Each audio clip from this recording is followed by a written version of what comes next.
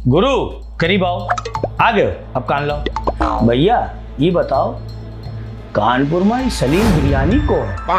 भैया पता चल रहा है नाम है सलीम बिरयानी, और भैया कब्जा कर ली क्रिश्चियन समाज की जमीन और बेचो डाली। लेकिन भैया कितना बड़ा पावरफुल आदमी है कि बिरयानी बेचे वाला ऐसी सेटिंग की कि खुद जमीन पर कब्जा की और दूसरे के खिलाफ चार्जशीट लगवा दी। लेकिन अब मामला खुला है तो सामने आवा है, दूर जाओ पूरी खबर दिखाई।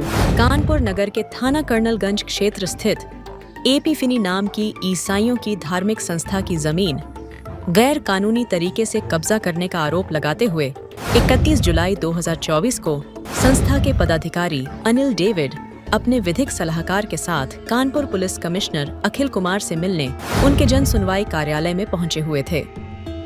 इस दौरान अनिल डेविड ने एक सलीम बिरयानी नाम के व्यक्ति समेत कई अन्य पर उन्होंने बहुत ही गंभीर आरोप लगाते हुए बताया कि उनकी संस्था का नाम LDTA है। इस संस्था का एक स्कूल थाना कर्नलगंज क्षेत्र के खलासी लाइन क्षेत्र में एपिफैनी के नाम से पूर्व में संचालित था, जिसकी करोड़ों रुपए की बेसकीमती जमीन सलीम बिरयानी और उसके गैंग के लोगों ने गैर कानूनी तरीके से कब्जा कर ली। उन्होंने कहा, ईसाई समाज की ट्रस्ट में कभी भी कोई हिंदू अथवा मुस्लिम ट्रस्टी नहीं हो सकता है, लेकिन कुछ खाकीधारी और कुछ सफेद पोशों के संरक्षण में सलीम बिरयानी ने एपिफैनी की जमीन पर कब्जा भी किया और गैर कानूनी तरीके से कई लोगों को जमीन भी बेची है। इस मामले में एक FIR भी दर्ज हुई थी, लेकिन कुछ नहीं हुआ।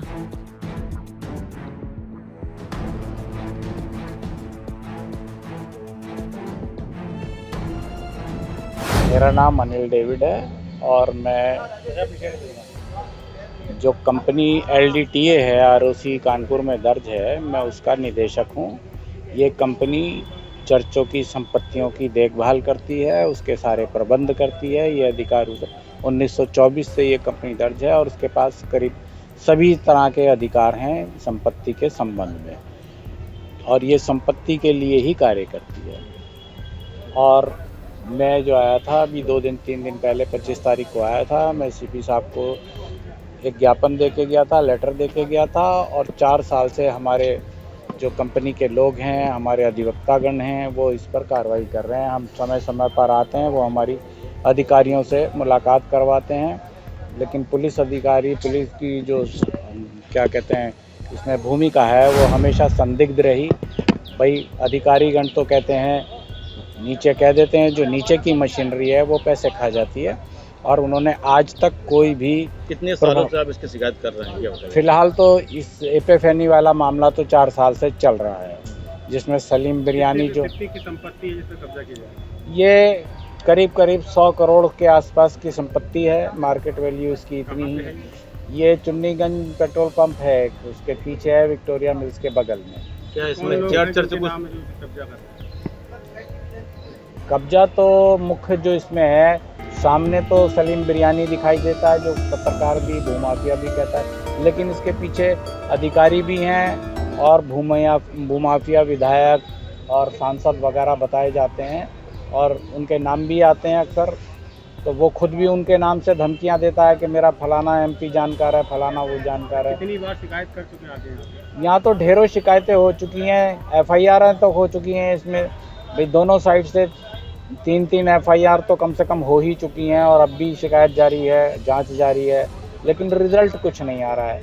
अब चूँकि ये मेरी स्कूल का मामला सामने आया है, तो इसमें जो शासन ने कार्रवाई करी है, लेखपाल ने रिपोर्ट लिखाई है, और जो भी वहाँ कोई लेडी है जिससे हाथापाई भी हुई है, बदसलूकी हुई है, तो उसकी रिपोर्ट दर्ज की गई है। कुछ लोगों को गिरफ्तार भी किया गया है हमारे हिसाब से। मेरा नाम है धीरेन्द्र कुमार सिंह।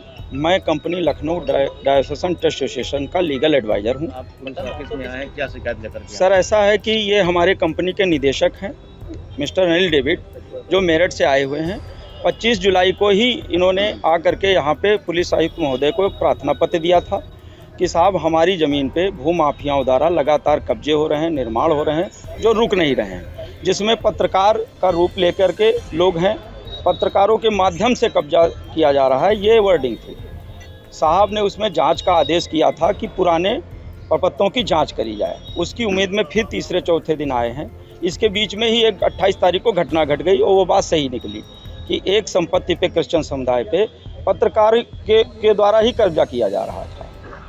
तो अब ये उम्मीद जागी है इन लोगों को कि 4 साल से लगातार 2021 से अभी तक लगातार प्रार्थना पत्र जांच पे जांच चल रही है, लेकिन भू माफियाओं के खिलाफ कोई भी कार्रवाई नहीं हुई। अगर हुई है, FIR दर्ज हुई, लेकिन FIR लग गई, नाम निकाल दिए गए, शून्य कर दिया गया।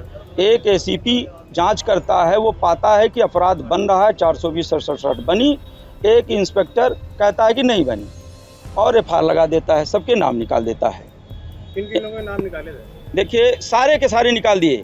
सिर्फ इसमें 2 आदमियों को चार्जशीटेड किया गया, शौकत तथा अज्जन को, चूँकि वो पहले से जेल में थे, उनको सिर्फ चार्जशीटेड कर दिया गया। जबकि सहाभियुक्त, जबकि उनके खिलाफ लिखा गया कि उनका नाम लेके धमकी दे रहे थे, उस पर अपराध बन गया, लेकिन बाकी लोगों पे अपराध नहीं बनाया गया, बाकी लोग नील दोषमुक्त हो गए। तो ये कौन खेल खेल रहा है? कुछ पत्रकारों का आप जिक्र कर रहे थे कि जी, कौन इन्वॉल्व है? कुछ पत्रकारों के नाम हम नहीं गिना सकते हैं, लेकिन एक जो मोहम्मद सलीम बिरयानी है, वो प्रेस क्लब का मेंबर है, वो वोटर है, इसमें वो वोटर भी है। अभी कॉल डिटेल पता कर ली जाए, सब पता चल जाएगा। हम लोगों के पास तो उनकी कोई लिखित में रहती नहीं है, लेकिन वो उनको संरक्षण प्राप्त है। सलीम का क्या योगदान है इसमें? सलीम का पूरा योगदान है। इसके ऊपर एक 40 FIR नंबर 40 स्वरूप नगर थाने में दर्ज हुई थी। एक बहुत बड़ी संपत्ति का मामला था, जिसमें SIT की जांच हो रही, CBI की जांच हो रही उसके खिलाफ।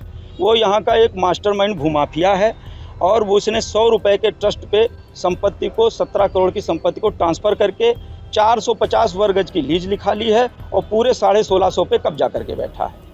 और कंपनी के जो मैनेजमेंट आते हैं देखने, तो उन पे पहुँचे भी नहीं फील्ड पे, तब भी मुकदमा दर्ज हो गया। कितनी जमीन है, लगभग क्या कीमत रही होगी इसकी? देखिए, इसकी सैकड़ों करोड़ में कीमत है, महंगी ज़मीन है और इसमें चर्च बना हुआ है, स्कूल बना हुआ है। फिर भी चर्च के तो लोग बेचारे डर गए, वो तो जुबान ही नहीं खोलते। यहाँ लोकल जो पादरी हैं वो कहते हैं भैया मैं नहीं इनके साथ लड़ सकता। ये मैनेजमेंट दूर रहते हैं, ये लड़ने आते हैं तो ये भी डरते हैं।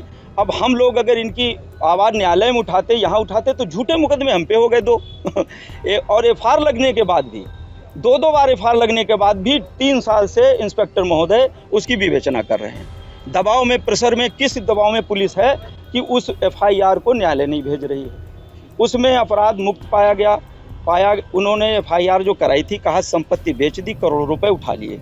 आज तक कोई एविडेंस नहीं दे पाए विपक्ष, चूँकि मात्र एक पावर अटर्नी दी थी कंपनी ने कि यहाँ मुकदमे लिखाओ, देख रेख करो। उस 4 साल बाद भाई ये जो घटना हुई है मैरी एंड मैरी की, तो उससे इन लोगों को ये लगा कि शायद अब मेरी सुन लें, शायद अखिल साहब आए हैं, नई कमांड आई है। देखो, कमांड की बात है, हम पूरी पुलिस को तो एलिगेट नहीं कर सकते, उसमें बहुत सारे लोग अच्छे भी होते हैं, बहुत सारे गंदे भी होते हैं। तो इस उम्मीद से आए हैं कि शायद मेरे साथ न्याय हो जाए और इस बात की भी जांच हो करके मुकदमा पंजीकृत हो या जैसे भी। आज ही सब्सक्राइब करें जन एक्सप्रेस डिजिटल फाइटर जी कहीम YouTube चैनल को और देखें शहर की हर छोटी बड़ी खबरों को सबसे पहले।